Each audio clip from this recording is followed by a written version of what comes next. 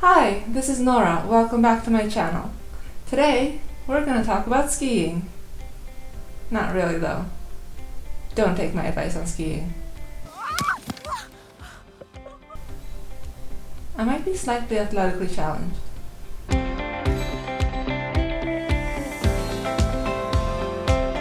As you can see, I have my Christmas lights up. I know it's only November, but they help brighten up the darkness a bit, and I think that's a good enough reason to have your Christmas lights up in November. And decorations. Now back to skiing. Why am I making this video now? When none of us can go skiing or go anywhere really? Who knows? Maybe I am a sucker for self-punishment. Maybe I just want to remember simpler times. Either way, today we're going to talk about skiing. About a year and a half ago, a friend from university asked me to come on a skiing trip that she was planning. She was getting a group together of some people that I knew and some people that I didn't know, and she asked me to come along. At this point, I'd basically just started my self-improvement journey, and one of the things that I'd said that I was going to do was say yes to more new things and try a lot of new things. I wish I could say that my first instinct when she asked me on this trip was, yeah, sure, awesome, but no. My first instinct was basically, no, I can't ski. I'm gonna fall off a mountain and die. Yeah, I fought off that initial panicked response and I said yes anyway, and I'm so glad I did because I had an awesome time. And today I'm just gonna tell you 7 things that I learned from that experience. Not about skiing, but about life in general. Because I'm not that good at skiing.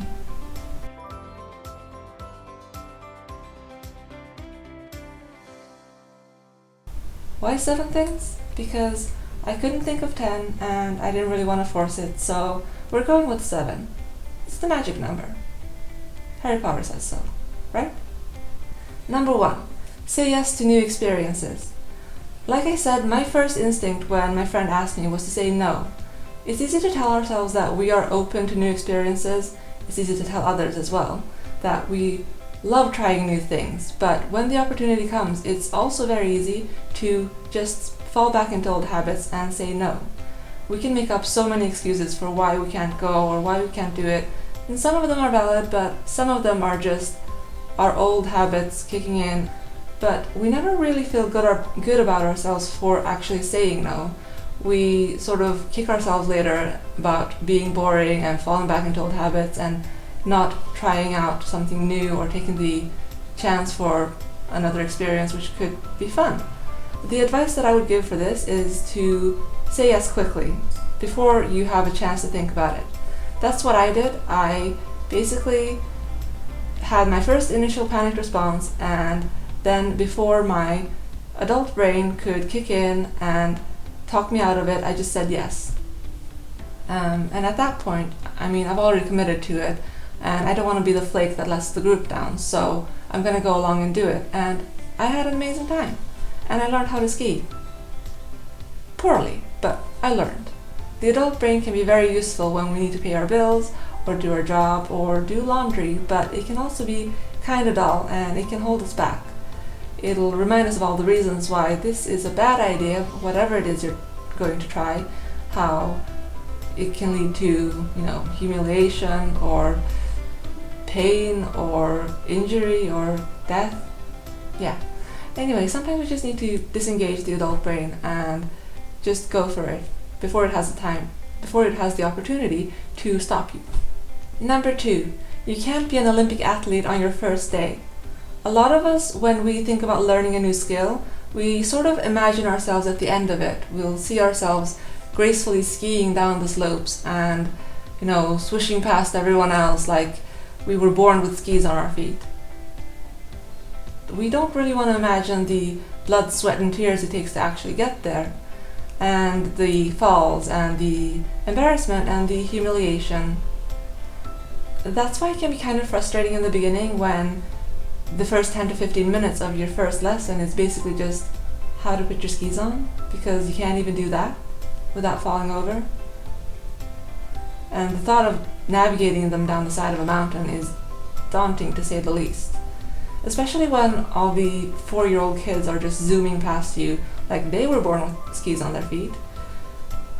And that's one of the difficult things with learning things as an adult as well, because you see all these kids doing it so easily, and there you are basically barely even able to stand on your skis.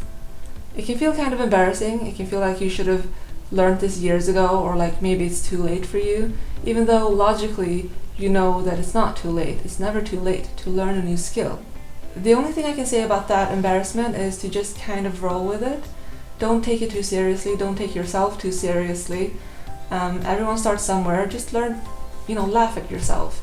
It's fine. You fall over, everyone falls over. You will learn eventually. Some people take longer than others. I'm definitely one of the people who take longer to learn. But still, the learning process is also fun. Number 3, don't be afraid of picking up speed. While it is true that you need to learn how to crawl before you can walk, there also comes a time where you just need to throw caution to the wind and throw yourself off the edge. Literally, in this case. As adults, it usually goes against our nature and our instincts to go all in on something where we don't feel confident and we don't know what we're doing. But sometimes we need to go against our instincts and just be a bit overconfident. Obviously, don't go trying any crazy stunts or backflips on your first day on the slopes. A broken neck is not fun for anyone. But oftentimes we progress a lot faster if we bite off just a little bit more than we think we can chew. Usually we can handle a lot more than what we think we can. As a side note, one of the people in my group actually did do a flip unintentionally. He was okay, but he was the type that went definitely all in from the beginning, and he was fine in the end, although there were a few times where broken limbs were a definite possibility. Number 4, don't lose touch with the friends that make you happy. Like I said, nothing about skiing. I went on this trip with friends from university who I hadn't seen in a really long time, for several years, and the moment we met, it was like no time had passed at all. It was comfortable, it was easy, it was fun, and it made me think about how important it is to keep those people close, the ones who make you feel good about yourself and about life. Even though we've ended up an ocean apart, it's easy these days to keep touch with people with WhatsApp or whatever platform you use. True friends are hard to find, and we need to make an effort to hold on to them. Number 5, don't forget how lucky you are.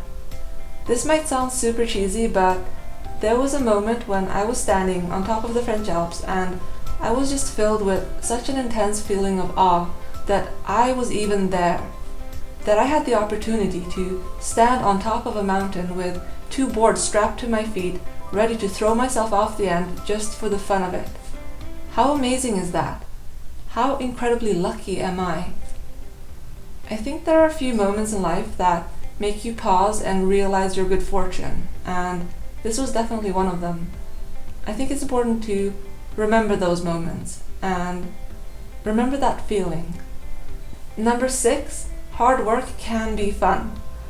I think there are 2 types of people. There are those who look at a new experience and they are filled with excitement and anticipation at trying something new and challenging themselves. And there are the types of people who look at a new experience and they think, it will be so much fun to learn how to ski, but it seems like such hard work. And yeah, it is hard work. But you know what makes hard work harder? Complaining about how hard it is. And it can be fun, even though it's hard. I think it has a lot to do with attitude, and one of the things that I try to do is that I tell myself that I'm going to have a good time. I'm going to have a good day, and it's going to be a lot of fun. And as simplistic as it may sound, when I tell myself that I'm going to have a good time, I usually do. Number 7, things don't always go according to plan, and that's okay. Just stay calm, keep moving forward, and trust that everything's going to be okay. Story time. So on our way to the chalet, we were driven in a minivan by our Scottish driver, and we were driven up these narrow mountain roads, and the snow was coming down so thick that we could barely see the road in front of us. We had to stop several times to put on the snow tires and to just check where the road was going, and we were half convinced a couple of times that we were gonna have to stop on the side of the road and just sleep in the car until the weather cleared up. What was supposed to be a quick drive up the mountain ended up being a slow crawl, which took several hours longer than expected. But in the end, we made it to our destination, led by this young Scottish guy who was just cracking jokes and cursing and telling stories the whole time. The driver stayed calm, we stayed calm, and what could have been a super stressful experience ended up just being a fun story we could talk about later. You can't control what life throws at you, but how you choose to respond to those things determine how you experience and remember the situation.